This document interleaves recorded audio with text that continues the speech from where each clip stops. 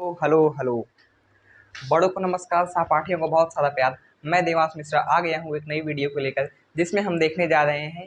हम क्या देख रहे थे पिछली वीडियो में? Breathing and exchange of gases. हमने पिछली वीडियो में ह्यूमन रेस्पिरेटरी ट्रैक को बहुत ही अच्छे से और रेस्पिरेटरी ट्री को बहुत ही अच्छे से हमने डिटेल में समझ लिया था। तो आज हम क्या देखने जा रहे हैं?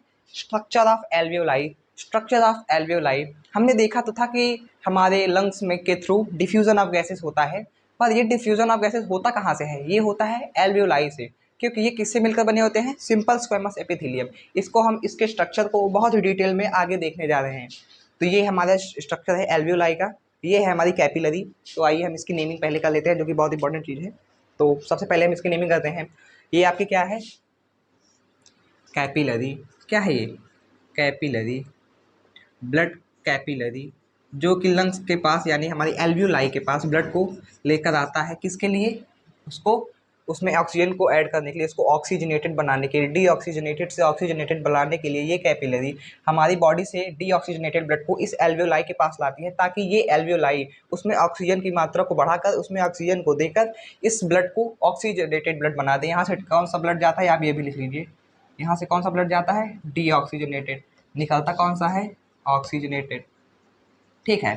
अब देखिए, आपने एयर को इनहेल किया, एयर आपकी एल्वियोलाई में आई। अब यहाँ से एयर यानी एयर में मेनली CO2 और O2 का डिफ्यूजन होता है। अब इसका डिफ्यूजन क्यों होता है? बाकियों का डिफ्यूजन क्यों नहीं होता? क्योंकि एयर के थ्रू हम बाकी गैसेस को भी लेते हैं। क्योंकि CO2 और O2 की solubility as compared to other gases बहुत ही अच्छी होती है, जिसके कारण CO2 और O2 का ही डिफ्यूजन होता है। देखिए, अब पहले हम इसकी पूरी की पूरी इसका हम एक बार नेमिंग देख लेते हैं, पूरे स्ट्रक्चर का। ध्यान से देखिए। अब इस एल्वियोलाई में आपके कुछ सेल्स भी होते हैं, जैसे कि मैक्रोफेज सेल, जिसको डस्ट सेल भी बोलते हैं। इसको आप एल्वियोलर मैक्रोफेजेस, एल्वियोलर, ध्यान दीजिए इसको पहले। Alveolar macrophages. मैक्रोफेज आप जानते होंगे क्या होते हैं? ये कोई भी बाहर से आए फॉरेन पार्टिकल को या एंटीजन को फाइगोसाइटोसिस करने का काम करते हैं। देखिए, एल्वियोलर मैक्रोफेजेस या इसको डस्ट सेल भी बोलते हैं। डस्ट सेल्स क्यों इसको बोलते हैं डस्ट सेल? क्योंकि जब आप एयर को इनहेल करते हैं तो उसमें कई सारे एंटीजन, फॉरेन पार्टिकल, डस्ट के पार्टिकल आपके एयर के थ्रू आपके लंग में एंटर कर जाते हैं। अब उनको हटाने के लिए, क्योंकि वो हमारे लिए हार्मफुल होते हैं, तो उनको खत्म करने के लिए हमारे पास होते हैं एल्वियोलर मैक्रोफेजेस या डस्ट सेल। ये कौन सा काम करते हैं? ये करते हैं फैगोसाइटोसिस। क्या करते हैं? फैगोसाइटोसिस। ये करते हैं फैगोसाइटोसिस।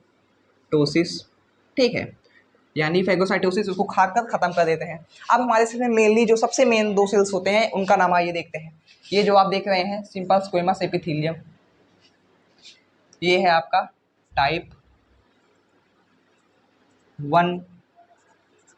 इस वीडियो को पूरा पेशेंस के साथ देखिएगा, भागिएगा मत कहीं। Type 1 pneumocytes.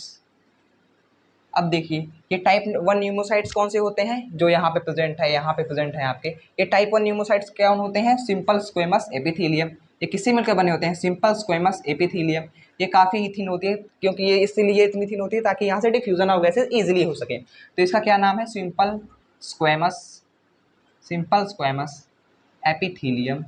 ठीक है, simple squamous epithelium, type 1 pneumocyte. अब आपको यहाँ पे कुछ स्पेसिफिक सेल्स भी नजर आ रहे होंगे। ये तो आपको जनरल से ज़्यादा अमाउंट में दिख रहे हैं टाइप 1 न्यूमोसाइट्स। ये देखिए, जो नॉर्मली ब्लैक कलर से मैंने बनाया है, वो नॉर्मली कौन से सेल हैं? टाइप 1 न्यूमोसाइट, जो किससे मिलकर बने हुए हैं? किससे मिलकर बने हुए हैं? Simple squamous epithelium. जबकि हमारे पास यहाँ पे कुछ स्पेसिफिक टाइप के भी सेल्स हैं। इनको ध्यान से देखिए, इन सेल्स को, ये हो गए, ये सब कौन से? कुछ स्पेसिफिक टाइप सेल हैं। इनको क्या बोलते हैं? इसका नाम होता है टाइप 2 न्यूमोसाइट्स।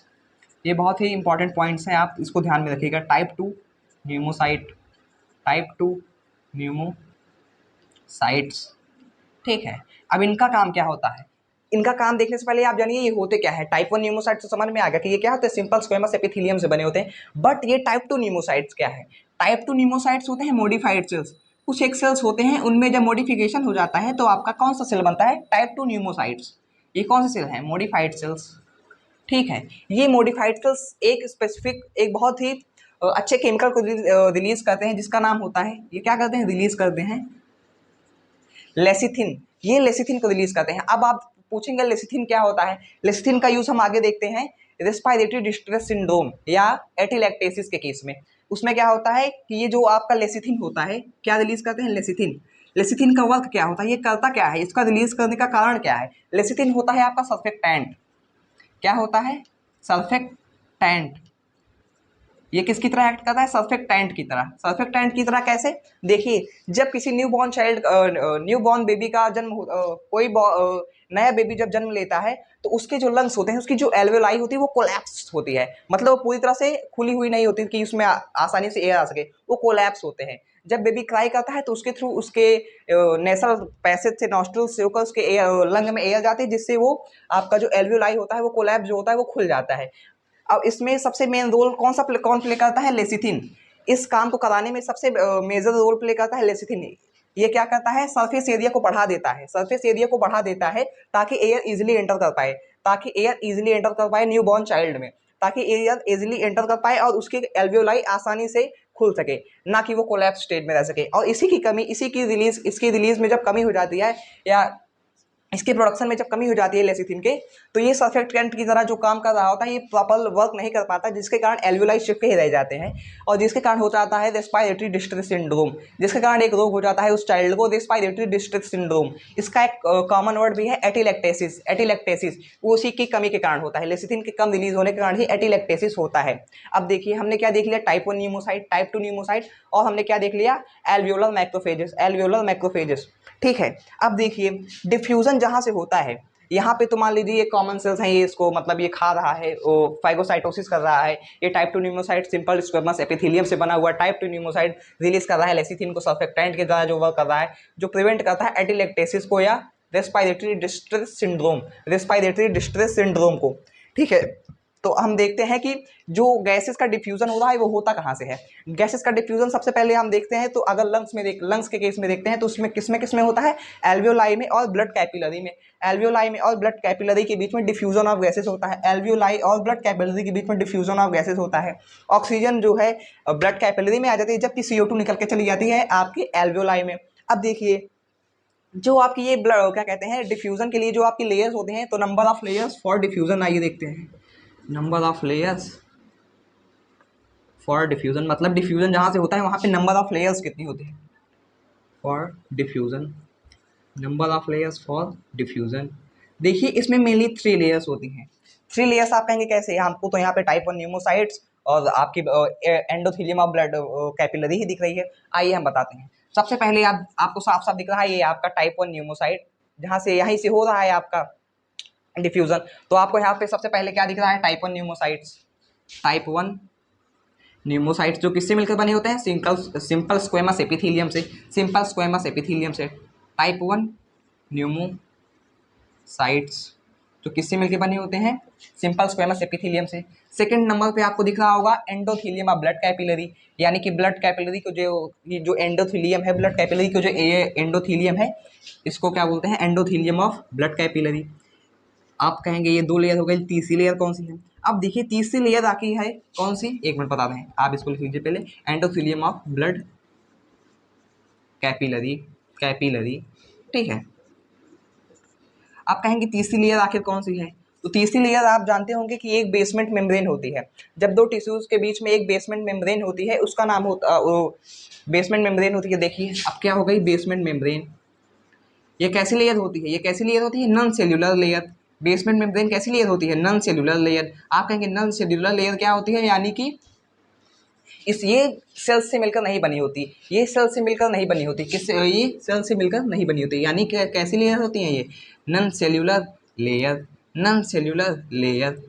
आप कहेंगे कि ये आखिर बेसमेंट मेम्ब्रेन किसकी होती है, एल्वियोलाई की होती है या ब्लड कैपिलरी की होती है। तो आपका कंफ्यूजन दूर करने के लिए मैं बता दूं, ये एंडोथेलियम ब्लड कैपिलरी की भी होती है और एल्वियोलाई की भी होती है। Basement membrane of blood capillary and basement membrane of blood capillary and किसकी, एंड एल्वियोलाई की, किसकी, एल्वियोलाई की, एल्वियोलाई। अब देखिए आपने नंबर ऑफ डिफ्यूजन लेयर्स कितने देख लिए, 1 2 3। पहला है टाइप 1 न्यूमोसाइट, दूसरा है एंडोथेलियम ऑफ ब्लड कैपिलरी, तीसरा है basement membrane of blood capillary and alveoli. यानी कि एल्वियोलाई की जो बेसमेंट मेम्ब्रेन होती है नॉन सेल्यूलर लेयर होती है, तथा ब्लड कैपिलरी की जो नॉन सेल्यूलर लेयर यानी बेसमेंट मेम्ब्रेन होती है, वो हो गई। तो ये 3 आपके डिफ्यूजन लेयर्स हो गए। अब आप कहेंगे आखिर इसकी थिकनेस होती कितनी है? ये जब तीनों मिल जाते हैं, यानी कि ये जो आपके तीनों डिफ्यूजन लेयर्स हैं जिसके थ्रू डिफ्यूजन होता है, अगर आप इसकी थिकनेस को देखते हैं तो ये बहुत ही कम होती है। इसकी थिकनेस बहुत ही कम होती है, क्योंकि यहाँ पे डिफ्यूजन कराना होता है, डिफ्यूजन ऑफ गैसेस कराना होता है। तो अगर आप इसकी थिकनेस की बात करें तो लेस देन 1 mm, यानी कि 1 mm से भी कम होती है इसकी थिकनेस। इसकी थिकनेस 1 mm से भी कम होती है। किसकी thickness? Number of diffusion layers की थिकनेस 1 mm से भी कम होती है। अब देखिए यहाँ से फिर डीऑक्सीजनेटेड ब्लड आया, ऑक्सीजन इसमें आ गई, ऑक्सीजनेटेड ब्लड गई, CO2 चली गई एयर में। ठीक है, आइए अब एक बार हम इसको पूरा का पूरा समराइज कर लेते हैं। ठीक है, सबसे पहले हमने क्या देखा? मैंने क्या बताया था? रेस्पिरेटरी ट्रैक के सबसे एंड में क्या लगे होते हैं? ग्रेप्स लाइक स्ट्रक्चर लगे होते हैं। रेस्पिरेटरी ट्रैक के सबसे एंड में क्या लगे होते हैं? एल्वियोलर सैक लगे होते हैं, जिसमें एल्वियोलाई होते हैं, जो कि एल्वियोलाई से मिलकर बनते हैं। ठीक है, अब ये एल्वियोलाई का स्ट्रक्चर आप यहाँ पे देख रहे हैं, जहाँ से डिफ्यूजन ऑफ गैसेस होता है। तो सबसे पहले अगर एल्वियोलाई के स्ट्रक्चर में आप देखेंगे तो एक सेल होता है टाइप 1 न्यूमोसाइट, दूसरा होता है टाइप 2 न्यूमोसाइट। ठीक है, अब ये टाइप 1 न्यूमोसाइट किससे मिलकर बना होता है? Simple squamous epithelium, simple squamous epithelium. जबकि यहाँ पर टाइप 2 न्यूमोसाइट किससे मिलकर बना होता है? टाइप 2 न्यूमोसाइट किससे मिलकर बना होता है? ये एक मॉडिफाइड सेल होता है, ये एक मॉडिफाइड सेल होता है जो कि रिलीज करता है लेसिथिन को। क्या रिलीज करता है? लेसिथिन को। ये लेसिथिन किसकी तरह वर्क करता है? सर्फेक्टेंट की तरह। इसका काम क्या होता है आप देखिए, आप पहले देख लीजिए रेस्पिरेटरी डिस्ट्रेस सिंड्रोम। रेस्पिरेटरी, देखिए जो मैंने बताया था अभी आपको, रेस्पिरेटरी डिस्ट्रेस सिंड्रोम, इसका एक और कॉमन नेम भी होता है जो आप अक्सर सुनते होंगे, ये अक्सर न्यूबॉर्न चाइल्ड में देखने को मिलता है, एटिलैक्टेसिस। एटिलैक्टेसिस, इसमें होता क्या है? आखिर आपने देख तो लिया रेस्पिरेटरी डिस्ट्रेस सिंड्रोम आपका एटिलैक्टेसिस लेसिथिन की कमी की वजह से होता है, लेकिन इसमें होता क्या है आखिर? इसमें क्या होता है? कोलैप्सिंग। क्या होती है? कोलैप्सिंग। किसकी कोलैप्सिंग? एल्वियोलाई की। यानी कि आपका एल्वियोलाई कोलैप्स ही रह जाता है। जब आपका चाइल्ड बॉर्न होता है तो उसका एल्वियोलाई कोलैप्स ही रह जाता है, जिससे क्या होता है? एटिलैक्टेसिस, जिसको आप नाम देते हैं collapsing of alveoli, alveoli during birth of child, या ड्यूरिंग यहाँ पे आप लिख दीजिए at the time of birth. हाँ, तो हम क्या देख रहे हैं? Collapsing of alveoli at the time of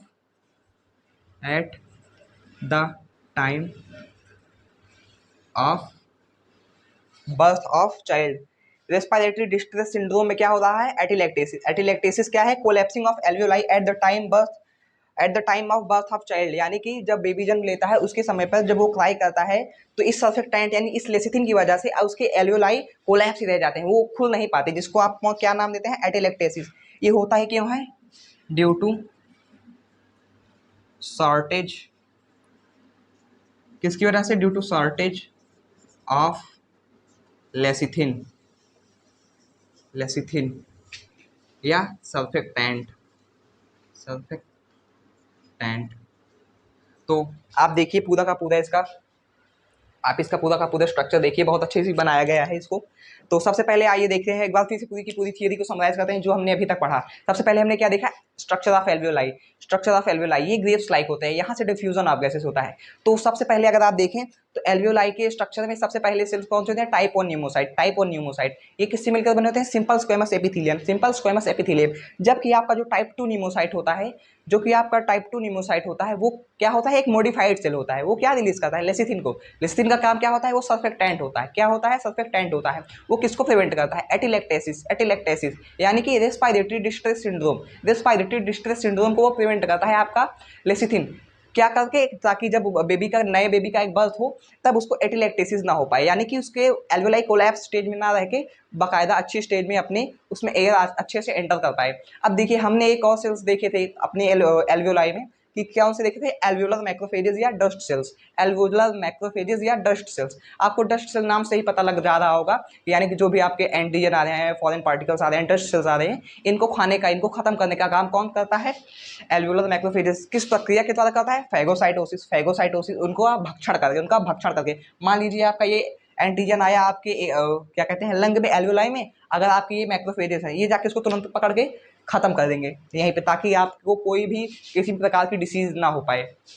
आगे हमने क्या देखा, number of diffusion layers. Number of diffusion layers, हमें पता है कि एल्वियोलाई में डिफ्यूजन होता है। अब हम उसके उसके जो लेयर्स होते हैं, जो 3 लेयर्स होते हैं जिसके थ्रू डिफ्यूजन होता है, हम उसका नाम देखें तो सबसे पहले क्या होता है, टाइप 1 न्यूमोसाइट। सबसे पहले क्या होता है, टाइप 1 न्यूमोसाइट। दूसरे नंबर पे क्या होता है, बेसमेंट मेम्ब्रेन, दोनों की। ये आपकी एल्वियोलाई हो गई, ये आपकी ब्लड कैपिलरी हो गई। इनके बीच में इसकी बेसमेंट मेम्ब्रेन और इसकी बेसमेंट मेम्ब्रेन, यानी कि एल्वियोलाई की बेसमेंट मेम्ब्रेन और ब्लड कैपिलरी की बेसमेंट मेम्ब्रेन होती है। तीसरे नंबर पे क्या होता है, एंडोथीलियम और ब्लड कैपिलरी, यानी ब्लड कैपिलरी की जो टिश्यू होती है, जो उसके लिए ये एंडोथीलियम ये जो होती है वो होती है क्या, एंडोथीलियम ऑफ ब्लड कैपिलरी।